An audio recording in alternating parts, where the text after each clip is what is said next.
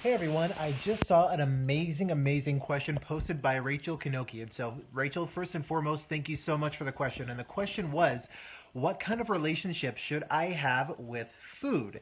This is a huge question that a lot of people have, especially people that are trying to reduce their weight. First, let's discuss what it should not be. First and foremost, food should absolutely not be a source of shame, of guilt, of deprivation, or torture. And unfortunately, a lot of people believe that the process of slimming down has to be one that includes those feelings.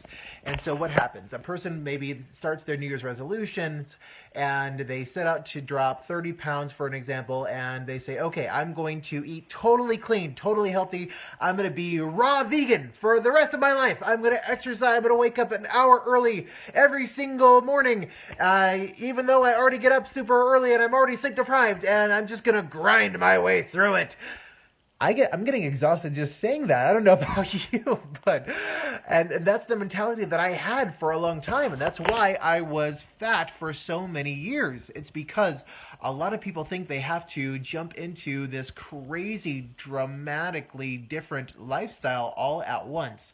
And so if they backtrack a little bit, if they have a reward day, if they have a cheat day. First and foremost, don't ever call it a cheat day. That in and of itself just creates feelings of guilt and shame. And yeah, don't call it a cheat day. Call it a reward day, reward meal, a reset meal, refeed, whatever terminology works for you. And so, again, first and foremost, that's what it should not be. If you are experiencing feelings of guilt, let's say, again, you give yourself a reward day and you have a chocolate chip cookie, and if your body gets super tense and you feel negative, then that's not what you want. In fact, for a long time, a big source of back pain, and I didn't know this at the time, but it was shame. I remember going on a cruise with my wife. Some of you know the story of me before I started my business, waiting tables and saving up for almost a year to surprise my wife for her birthday to take her on a cruise. Well, if you've ever been on a cruise before, you know that you eat.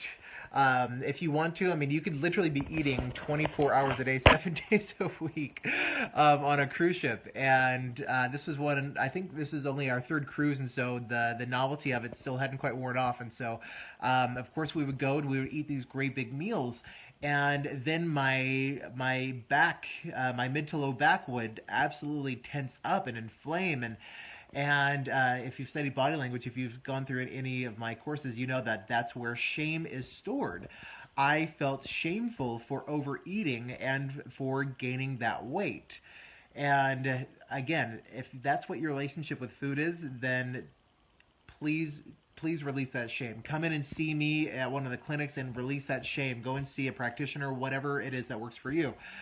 So again, that's where it should not be.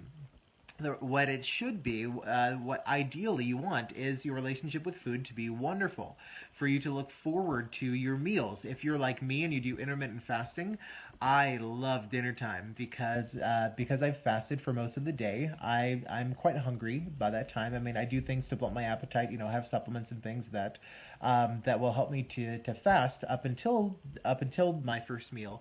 But then that first meal comes and I enjoy every single bite. I savor all the tastes, all the flavors. I really love grilled food, and so that really nice smoky flavor of the meat, really nice crisp, tender vegetables. And yes, occasionally a treat. Absolutely. As you probably heard me say, any weight reduction plan that does not include chocolate every day of the week, in my opinion, isn't worth following, because I really, really enjoy it. That's the type of relationship that food can have. When you see food as something that's beautiful and wonderful, I'm gonna go there. I am totally gonna I'm gonna use an adult reference because I feel like this is I feel like it's applicable. So if you're super easily offended, plug your ears. That's fine. As a lot of you know, I'm a member of the Church of Jesus Christ of Latter-day Saints. Been a member my whole life, and a big part of our culture, a big part of what we teach is sexual purity. I grew up in Southern California where that isn't exactly a mainstream thing. I remember when I got engaged to my wife, I actually had well-meaning friends and coworkers try to convince me to sleep with my wife before we got married. And in our faith, we believe in being sexually abstinent until marriage. Now, unfortunately, a lot of people are taught this principle the wrong way, and they are taught that sex is dirty and evil and yucky, and there's a lot of shame that comes with it, and so there are people that, okay, yeah, they're virgins by the time they're married, but then they do get married and suddenly they have this green light and they experience what's known as the good girl or the good boy syndrome. And so even though there's that green light and they're married now and marital physical intimacy is wonderful and beautiful, to them it's still a source of shame. Not guilt because they're not doing anything wrong, but very much shame. And so I've worked with a lot of couples in the clinic and mentoring clients, members of our magical marriage program, for example, that have had this issue. And so it's really hard for them to open up and have a very positive sex life because there's so much shame around sex itself. When sex is not shameful, sex in the right place and time, sex between a husband and wife is beautiful and it's wonderful and it bonds the two together and it can create a wonderful family.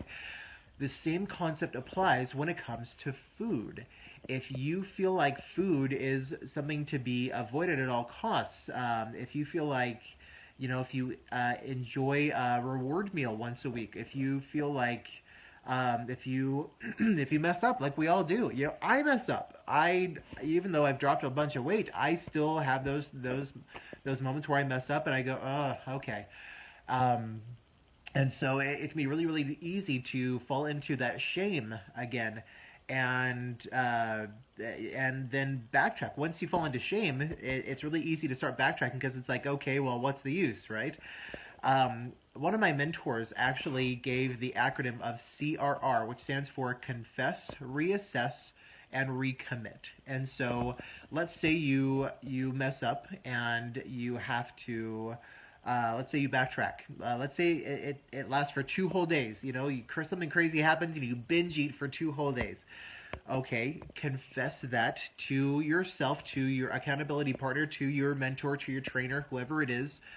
Get it off your chest, confess that, reassess the situation, and then recommit to doing what it is that you need to do.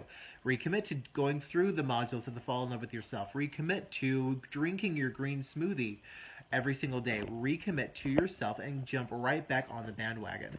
When you allow yourself that space to forgive yourself quickly and to view food as something beautiful, something to be enjoyed, that's when your relationship with food can begin to grow, and that's when that long-term transformation takes place. Does that make sense? And so one more time, it absolutely should not be something of a source of shame and deprivation and starvation. And it absolutely can be this beautiful relationship where it's like, ooh, I get to enjoy this really nice, very healthy dinner. Today is actually what I call a high carb day. I'm doing something that's called carb cycling. If you're not familiar with that, I'll probably post a video or write an article or something sometime soon, but I alternate between low carb days and high carb days. Today is a high carb day, and so I actually get to enjoy over 200 grams of carbs today. And so I'm going to be making a Peruvian stir fry. It's called lomo saltado. It's this really, really nice, pollo saltado. It's made with grilled chicken with onions and tomatoes and spices. And it's actually served with French fries. And so we have a really great air fryer, and it makes the most amazing French fries. And you don't need hardly any oil, if at all. And then to get enough carbs in, I'm actually going to be eating something like 2.5 or 3 full cups of rice. And I'm really looking forward to it because, again, it's that beautiful relationship. We see food as something that's really, really nice. Maybe that for you, maybe that entails taking up a cooking class, doing one of those master classes, or going on YouTube and seeing how you can prepare your favorite foods in maybe a little healthier ways. And so you absolutely can form a beautiful relationship with food. I hope that helps, Rachel. I hope that helps for the rest of you that are watching this, that are beginning your process of enjoying yourself thin. If you haven't already, join our Enjoy Yourself Thin Facebook group. It's totally free to join. We post content like this on a regular basis. If you have questions, please reach out to us. Make sure that you are asking those questions so that we can give you those answers. We love that. And so, again, kudos to you, Rachel. Again, if you haven't done so already, join our Enjoy Yourself Thin Facebook group. And it's totally free to join. Get that support that you need and begin enjoying the process of slimming down. Love you.